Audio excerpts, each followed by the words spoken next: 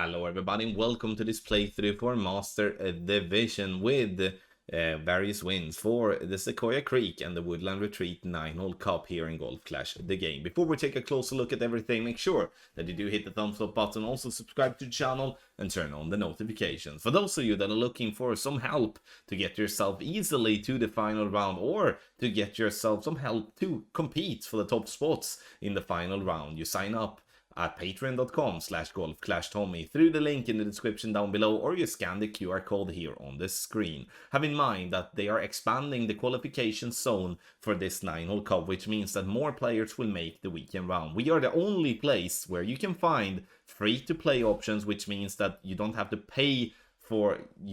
to use paid balls to play the shots that we do have in the guide. We obviously have paid ball options as well, but my point being is that you can mix and match in whatever way you like and get yourself a cheap way to get to the final round and also compete for the top spot. That goes for Expert and Master Division, as you get access to both of the divisions and can pick and choose for whatever you want use when it comes to those divisions. So sign up and get yourself a pack and cruise yourself to the final round.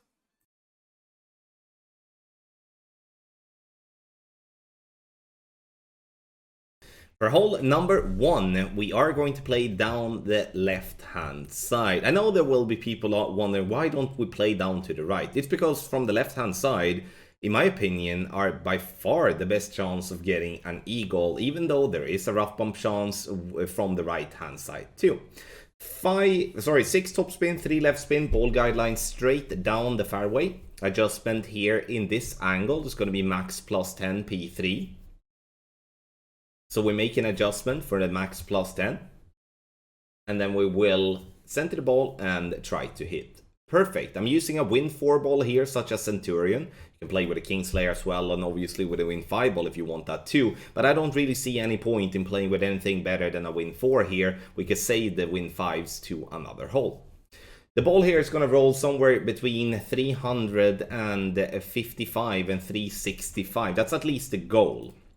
Second shot, we play with the Falcon. Even though you have the Falcon in a lower level, you will still be able to have the topspin enough to get the ball guideline to be through the hole. And that's the important part here. Like, we do want to have the topspin enough because the ball guideline will be very well shown, even though you do not have the ball guideline in fully developed on your club. So here, from the 362-yard mark as a reference, we are playing that one 65% slider, 10% elevation, P3 numbers. Obviously, depending on what type of wind angle you have, then the adjustment may change. So I'm just giving you a reference based on an old note that I'm having here. Bounces into the rough. And it rolls down, and we get in this one to drop right at pin for a beautiful start here with an eagle on hole number 1.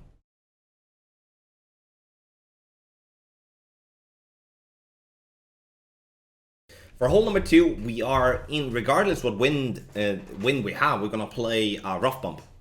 3 right spin and then a 3.5 bar backspin. And now we're looking to play into the funnel that is just right there, basically. Ball guideline to the hole. Inner ring by the rough line, and we are in complete max distance with a power 2 ball, and this makes to be a very simple landing spot to find. Max plus 15, and we do want to favor 1201 with our pull here, because if we do favor 1159, there is a risk that we do bounce on the fairway before the rough, and then we're gonna bounce over the green, and then that's going to be sad. Center the ball, hit perfect. And there's definitely a good chance of getting a drop here on hole number 2. So regardless what wind direction we have, we are going to play the rough bump due to taking advantage of that massive funnel that we do have there. Right at pin for a hole in 1 here with a NASCAR.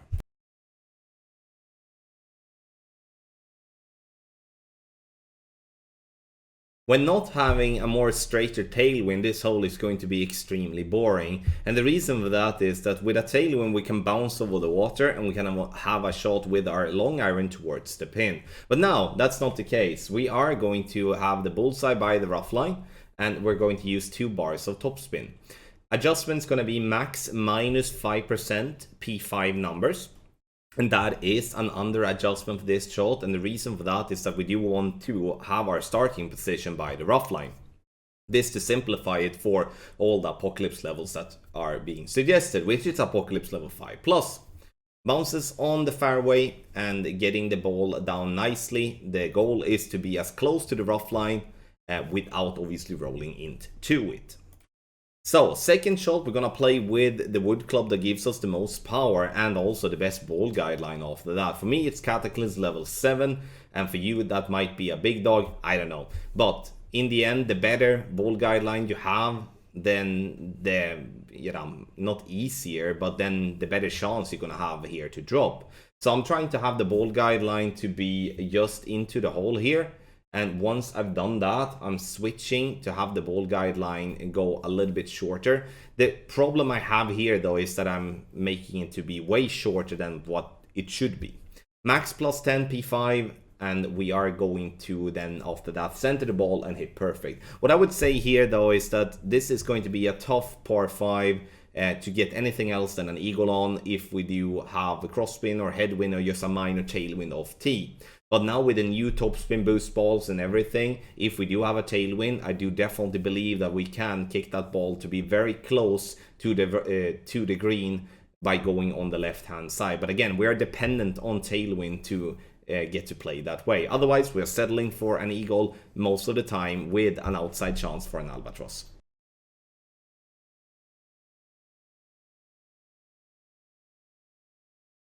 Hole number 4 offers a very good chance for an hole-in-one, and here we're going to play a shot where we put ourselves in complete max distance with a sniper and a power 1 ball, looking for the second bounce before spins added to be just into the rough like that. Then we will apply 0.8 top spin and 2.1 left spin. Adjustment here is going to be maximum distance with a 15% over adjustment, power 0 numbers. Unfortunately, I'm pushing the rings here due to otherwise having to zoom out a lot because the tree will be in the way. And I don't like pushing rings because that is definitely going to be inconsistencies with it, especially if you're not having grid lines. Center the ball, hit perfect, and you give yourself a good chance for a drop on a par 3, where I do believe that regardless what wind angle we're having, there's definitely a solid chance for an hole-in-one every single time. Perfect speed coming down that hill, and we're getting that one to drop on the right side of the cup for an hole-in-one here on hole number 4. Take your game to the next level with our Ultimate Tournament text guides for the Woodland Retreat 9-hole cup. We will, as always, provide expert and master division, free to play and paid ball plays in both of the division. That's something you can't find anywhere else. So if you do want to have a smooth way to get to the final round in any division that you do play, then it is with us that you should turn to. In Master Division, we have got loads of praise for now catering to free to play throughout all the holes in the qualification round and also in the final round. So make sure that you go to patreon.com/goldclashtommy or you scan the QR code here on the screen and you can check it out. We do obviously offer other things as well, such as checkpoint challenge, tour play guides, and 18-hole tournaments that you can bundle together or buy separately. So check it out, we have something for each and every one.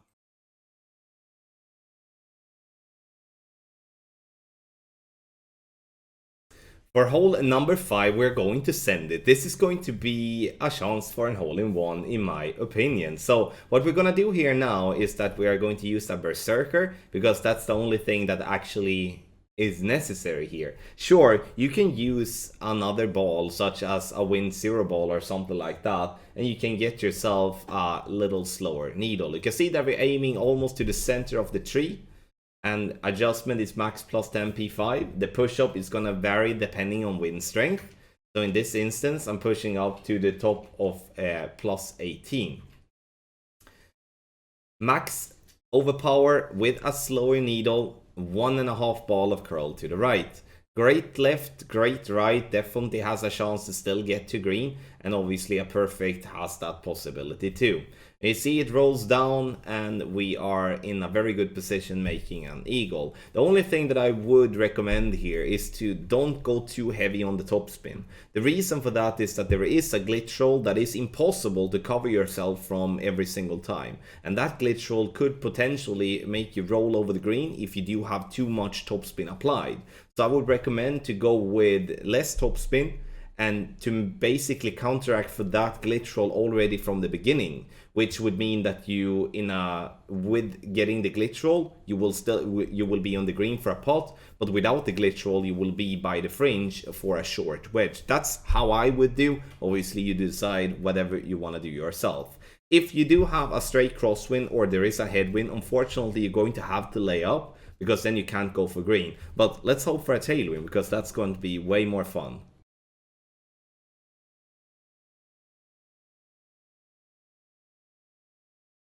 Hole number 6, we are going to do our very best to play over to the right hand side, even though we do have some headwind. And this is obviously the most tough wind you can get, besides having a direct headwind here. In a tailwind, we could try to play a power slice and try to get the ball to green. Even though that's inconsistent, it's definitely a nice way of maybe removing the need of hitting perfect on the second shot and getting an albatross, because this is going to be a tough par 5 regardless what way we're playing here. And I would say that the drive will most likely be a tough one regardless the wind direction. 5.8 topspin and 4 right spin. The goal here is to bounce into the rough and roll out, and I'm using 2 rings more overpower than what I do adjust into, and 2 balls of curl to the right. Playing with a Kingslayer, obviously now when we do have P4 side spin 4 balls, then we can use that as well to reduce the need of overpower. Second shot, we're looking at the +7 yard mark, and the reason we do that is because we're gonna play a your turn plus yardage. So +7 yard mark is gonna be 62% slider plus 30% elevation, P3 numbers. I'm using all the left spin possible with the ball guideline to be approximately 1 green square short of pin. And here is also a way of seeing the side spin 4 to be huge value for you, because the side spin 4 allows you to start your position way more right, so you can avoid the trees in a much better way. However though, you will always adjust so the trees show that it will cover the ball, or like the ball guideline arc, but do not be alarmed of that, because the wind will push the ball enough right and make sure that it's not going to clip the tree. Gets down the green and it rolls very nicely dead center for a beautiful albatross here, which is something I will take all day and every day, because this one is a tough one to drop.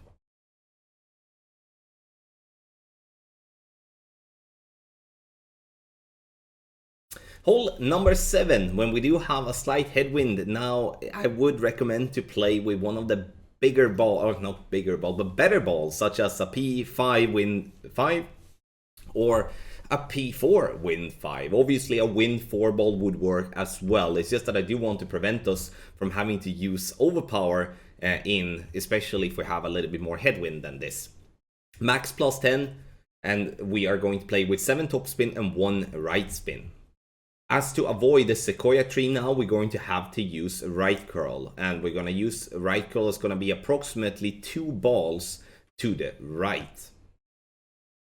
Goal here obviously is to hit perfect as always, and to end up somewhere around 365 to 370 yards, which means that we do not want to have a glitch roll here. We do want bounce, bounce, bounce, and then just slow down. This is absolutely perfect. Now, for the second shot, we are going to use a pin check. So we're gonna move our bullseye to be, fringe check obviously, not pin check. We're gonna move the bullseye to be just where the fringe meets the fairway. And we're gonna apply 1 right spin and 0.8 backspin. Ball guideline here to be just through the hole.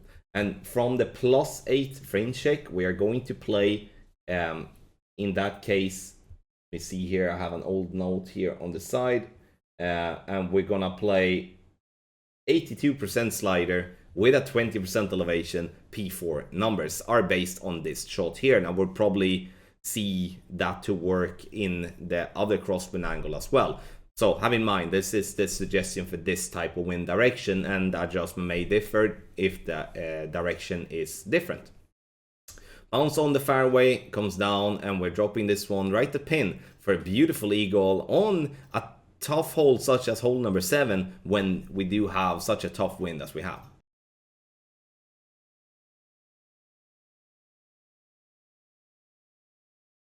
For hole number 8, we are going to play a no movement, so don't touch the target until it's time to adjust the rings. 1 right spin and 3.8 backspin is what I'm looking for, and I'm looking to play minimum distance with a 5% elevation, power 1 ball settings, even though we do play with a power 3 ball. This is a very tough par 3, regardless what wind we're having. It's always going to be all the bumpiness on that fairway combined with that slight uphill slope that we do have just before the green. Those two things as a combination is going to be very difficult to adapt for every single time. However, though, with this NMT shot, by experience playing NMT here, there is definitely a good chance for an hole-in-one. But in the end, it's not a par 3 that you can count gonna drop all the time.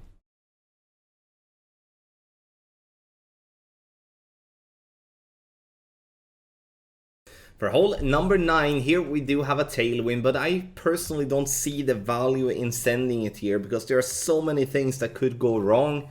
So I do see more value in laying up and play into the funnel that we do have by playing the rough bump on the second shot. But first the drive, half a bar top spin, 1.5 bar left spin. You can see that with a POC 7 we have a slight gap from the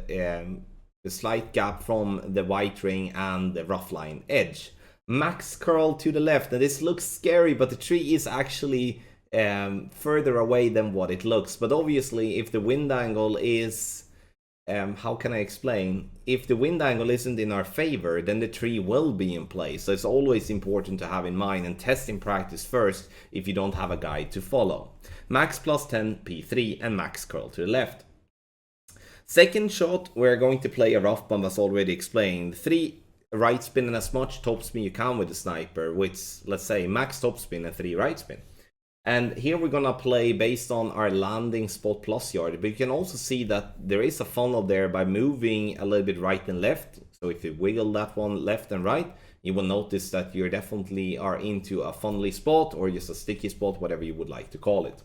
10% elevation, and from plus 2 yard mark we're gonna play 61% slider. We're also playing with a big 12-1 here, and the reason we play with a big 12-1 is to pull ourselves further back to avoid having to go with a pullback. Center the ball and hit perfect, and this is going to give you a solid chance for an albatross. Ball clips the rough, rolls down, and catches that funnel spot. And I always love this roll because it takes so long for the ball to get to green, but it's always kind of showing if it's going to drop or not, which is very exciting. So getting an albatross here on hole number 9 is not something everyone will do, but the chance is definitely there. Thank you so much everybody for watching this playthrough for Master the Division with various wins for the Woodland Retreat 9-hole cup, a full 9 of the Sequoia Creek. Have in mind that no matter if you play free to play or with paid balls, you will get value from our Ultimate Tournament Text Guide Expert or Master Division. So make sure to scan the QR code here on the screen, or you go directly to patreon.com/golfclashtommy. If you did enjoy this playthrough with the shots and stuff like that, make sure to hit the thumbs up before you leave and also turn that subscribe button on. Thank you once again for watching, and I wish you the best of luck in the Woodland Retreat 9-hole cup.